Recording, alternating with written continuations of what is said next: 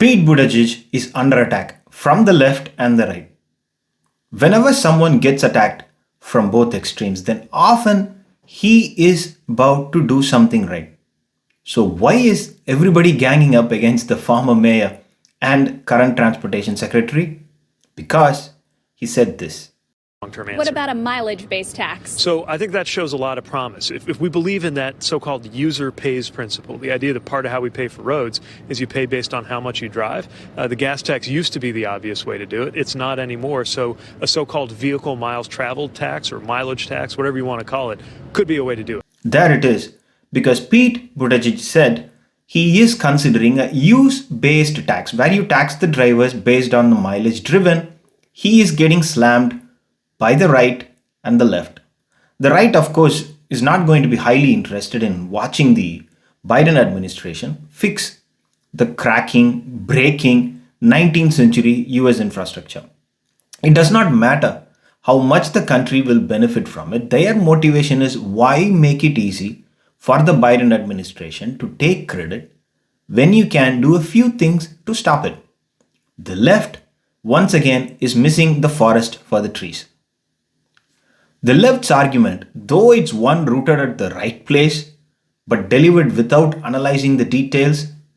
So their argument is taxing drivers based on mileage puts an undue burden on middle income and lower income people. For example, let's say a rich man, he will stay in the middle of the town and will drive less and pay less taxes. But a middle income man who lives in the rural area will have to drive a lot more to access and he will be forced to pay more. Fair point. But the problem with that argument is that tax is already here and we are all paying it. There is an 18.3 cents per gallon federal tax on gasoline and 24.3 cents per gallon on diesel. Top that off with 0.1 cents per gallon as a leaking underground storage fee. Then throw in an average of 0.24 cents in state taxes. So how is that treating lower and middle income people fairly? It is not. Infrastructure is not the place where you can try and achieve parity between the rich and the poor. It must be the place where you focus on building better infrastructure that benefits everyone who uses it. Better mobility boosts the economy, both the rich and the poor. Not just the United States, the entire world will soon move towards a mileage-based taxation from fuel-based taxation because that is the future. Nearly every major automaker has announced that they are going to build only electric cars in the future. Just go ahead and count the number of electric cars Tesla has pumped into the world in the last 10 years and look at their growth rate. The cumulative miles driven by electric cars is already running in the order of billions of miles every year and it is increasing rapidly. So the government is already set to lose a ton of money that it collects by taxing fuel, money that is generally used to pay for maintaining infrastructure all over the world, not just here in the United States.